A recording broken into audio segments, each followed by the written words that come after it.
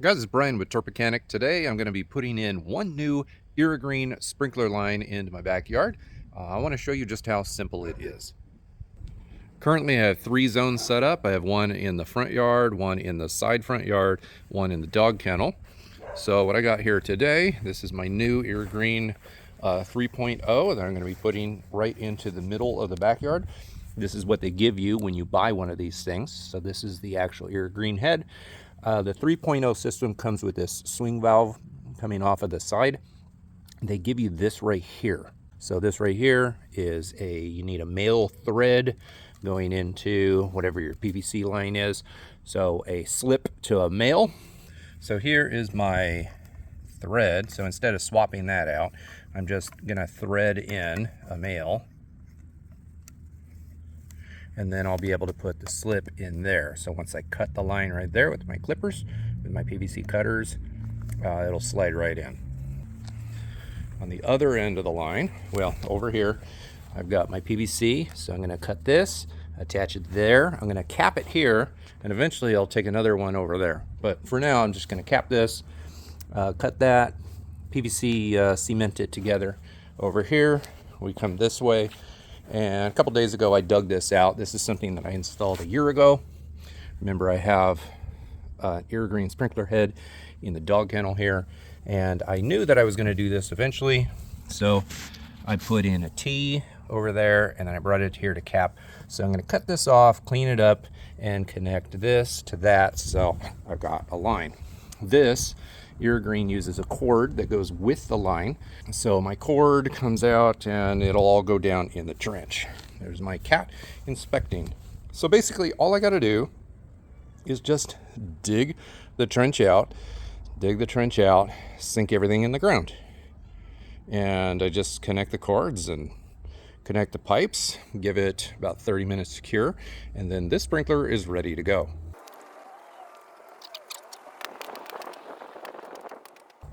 All right, now I like to do this with a flat edge shovel, and I pull up the upper couple inches or so of grass, and I'm just calling it sod. So I just pull the sod off, set it off to the side, and then I use a trenching shovel to dig out the lower area for the actual pipe. Once the pipe's in the ground, I can backfill the dirt into or above the pipe, and then place the sod right back on top. Within a couple days, you don't even really notice anything happened.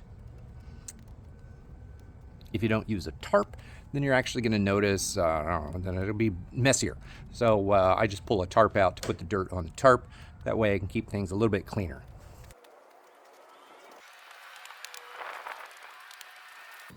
All right, I'm not going to lie, it is tiring. I'm going to take about 5 minutes break, catch my breath. All right, that was about a 4-minute break. Wipe the sweat off with my arms. Here we go.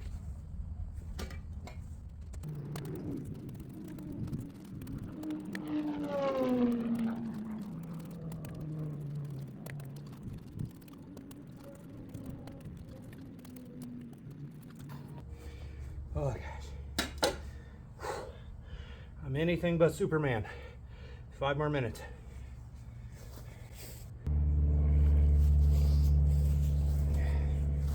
All right, here we go. I'm back at it. It's been about, I'm gonna call it 6 minutes at this point. Bear in mind, I'm doing this in the morning, in the summer. It's still 85 degrees outside, so it's hot, man. Well, I mean, it's not hot if you're relaxing, but it's hot if you're digging.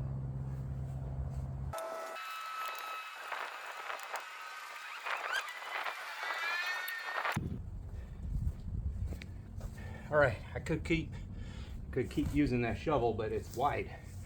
The width of the shovel is for the sod.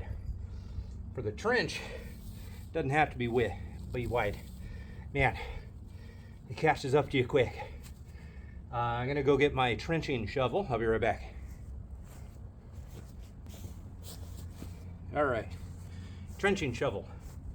If anything, if you're watching this video randomly, you might think I'm trying to sell you on a super expensive irrigation system, because what I'm installing is a super expensive irrigation system. What I'm really trying to sell you on is, well, like, get your garage or your shed well stocked with long-handed tools. I've got 5+ years on this channel talking about how long-handed tools are so important to have. If you have a trenching shovel, everything is easier. You got a flat edge shovel, everything is easier. If you got a really nice thatch rake, things are easier. All of the long-handed tools that you use with your muscle, they are worth having, and they don't cost very much. You pick them up at your local hardware store for a drop in the bucket, and they'll last you largely for decades.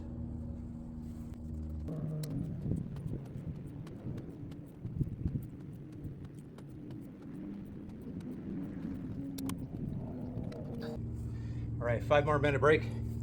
And if you've been wondering so far, yes, I did fully irrigate this lawn a couple days ago, a little bit more than normal to make sure that everything is moist, wet, and as soft as I can possibly make it for this digging process. So yeah, I guess it started 48 hours ago.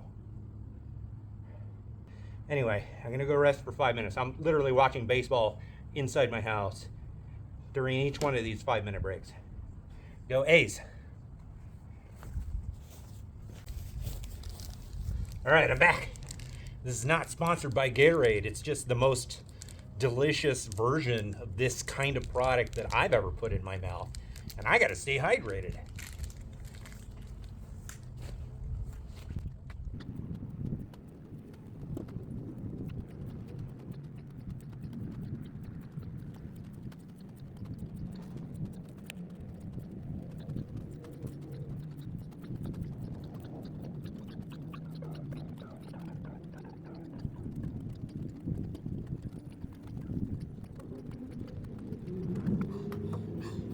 Oh,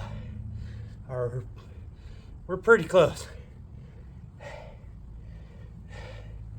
gonna wait 5 more minutes, catch my breath, polish it up, and then move on.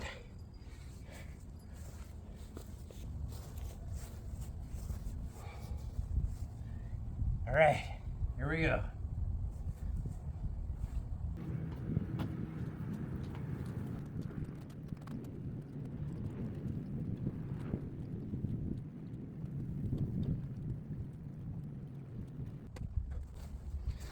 All right, I've paused the shot a few times to catch my breath, but I'm gonna pull the thing off the tripod and show you up close what I'm gonna do next.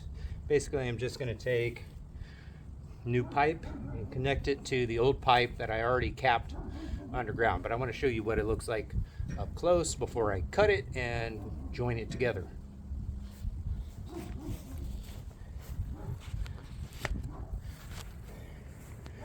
All right, so I got my trench. Don't let anyone tell you it's easy. I'm pretty healthy. Still took me forever to do that. Like an hour, a little less than an hour. Anyway, this is the pipe that I left free underground for expansion last year. So long as I expose it. Now I'm gonna have to clean this. I mean, my hand is all dirty, but I'm gonna clean this, and then I'm gonna cut it right at the edge, and then use a coupler to join the new pipe to the old pipe. This is a PVC joining technique. I'll make a video dedicated to this. However, there's like a bajillion of these online, so this is not a complicated thing. This is like watching a video saying this is how you vacuum your carpet, but you know, in terms of piping and PVC and plumbing and whatnot, so I guess it's slightly more interesting.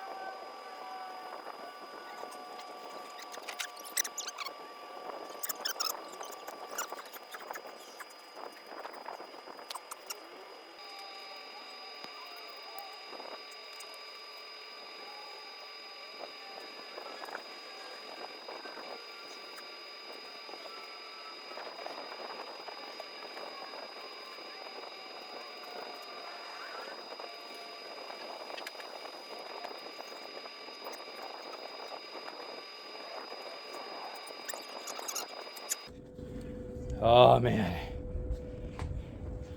I'm not gonna lie. Every small thing that James is here. Is James here? JJ. Oh, it's JJ's here. Hey, JJ. Hey. Look, we have a kitten, JJ. Yeah, we got a kitten. Not gonna lie, everything that seems easy to do still is a little bit hard. So I got that glued together, cemented together. Who did that? And I cemented together there in the middle and way over there. I'm gonna take all of this dirt and I'm gonna put it back into the trench. Yeah, I'm putting the pipe. What am I doing, Esther? Putting the pipe in the ground. Here, look at the camera. Tell me what I'm doing. Filming it. Well, yeah, but what am I doing? Yeah, he's putting the pipe in the ground, okay? Oh, yeah.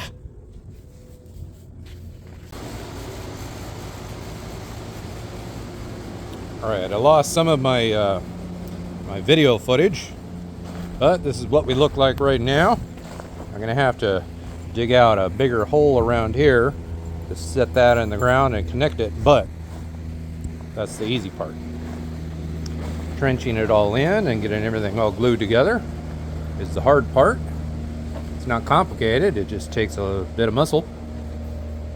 And I've already started burying it over here, so I can't bury it too much because the cord needs to go in the trench. And then tomorrow I'll dig out the next section for the last Irrigreen zone, zone number 5.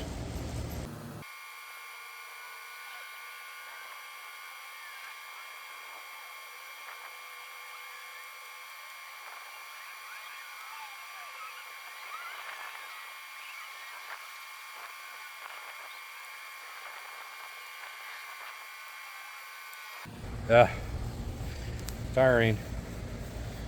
It's just backfilling a trench, that's all. Nothing fancy about it. Just got to get all of that dirt back in this line, and then I'll put my sod chunks back in the same order that I took them out.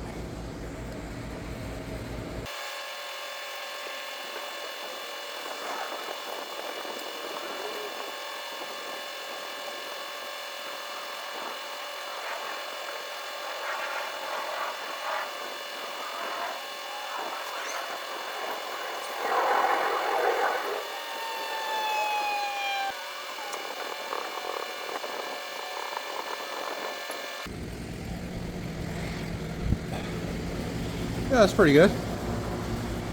For now, I'll do that stuff tomorrow in the morning. Connect the actual sprinkler to it. All of my kids came home from school early today because power went out in the neighborhood. So I was kind of hoping to get all of this done before everyone came home, but such is life. So tomorrow it is. All right, here we are the next day. It's a little bit later in the morning than I wanted. It's starting to get pretty hot, but I'm gonna go ahead and sink this into the ground and start covering things up. I gotta add the wire that's gonna go this way, and that's why, well, I just gotta remember that a wire has to go in the ground through the trench and start going that way.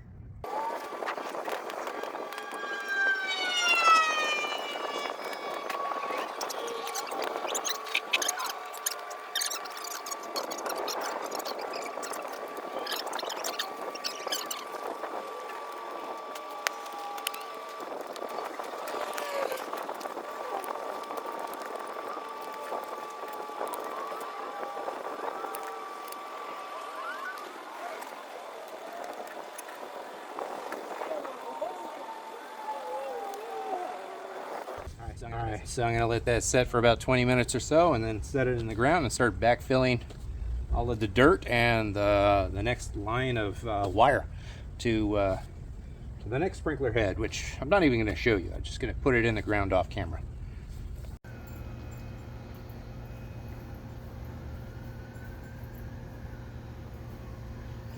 And I think it's going to be, I think it's done calibrating for now. Well, maybe not. It's still going. 20 seconds more. Yeah, you can touch it. Oh, And now it's done.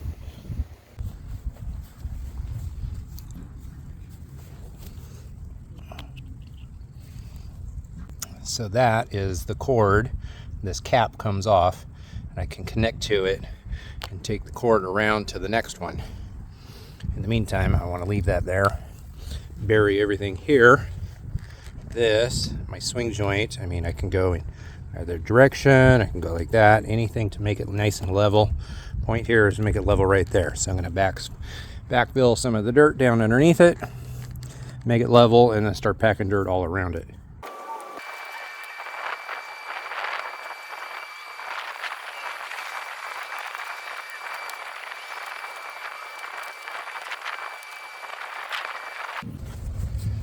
All right, before I really keep digging everything in, I'm gonna turn the sprinkler on and see if it works. Make sure that it works, not leaking anywhere that I can tell, and then I'll finish.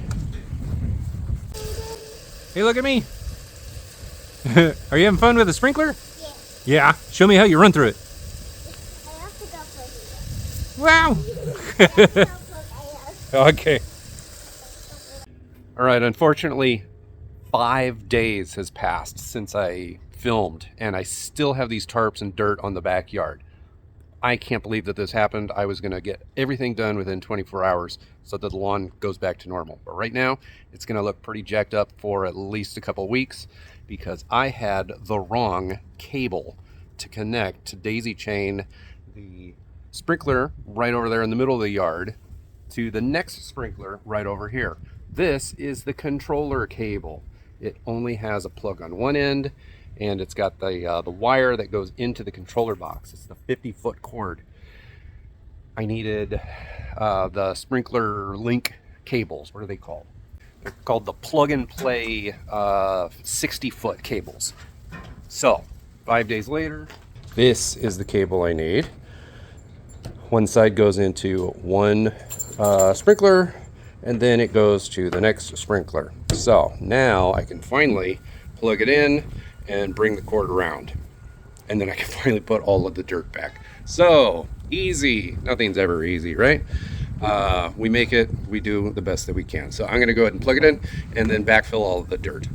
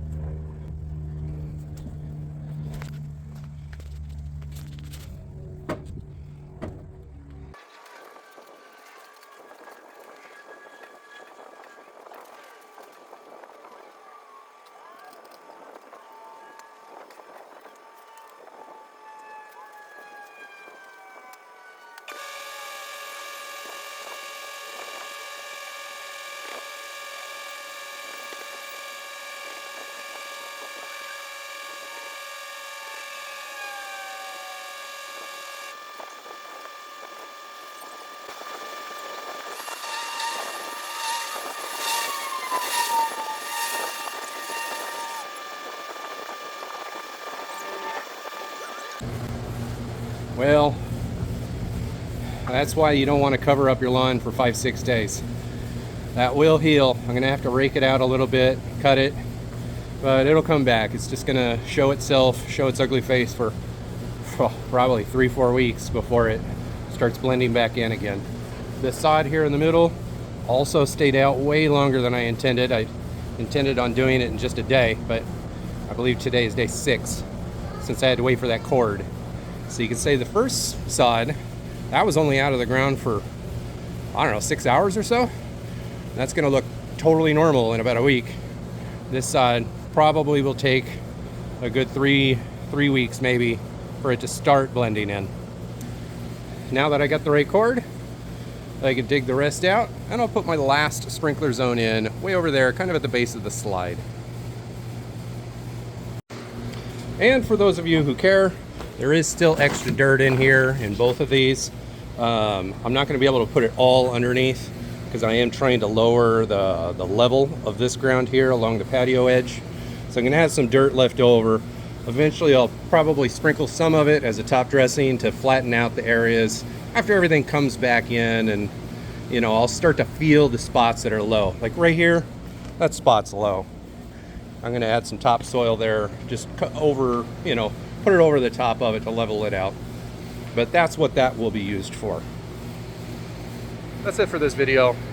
I had hopes that it was going to look more impressive than it actually did, but that's life. Things don't always turn out the way that you want.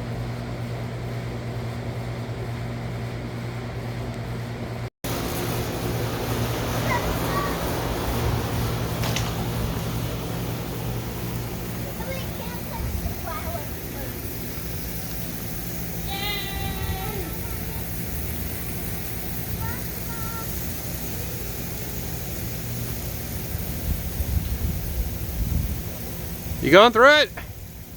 Okay. Run through it. Okay. Yeah.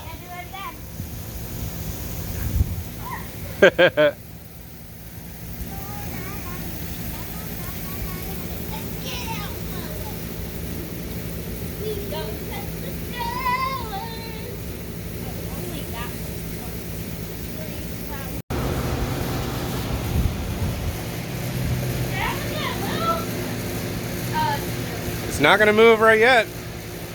Go run through it. Go run and jump over it. What? Go run and jump over it.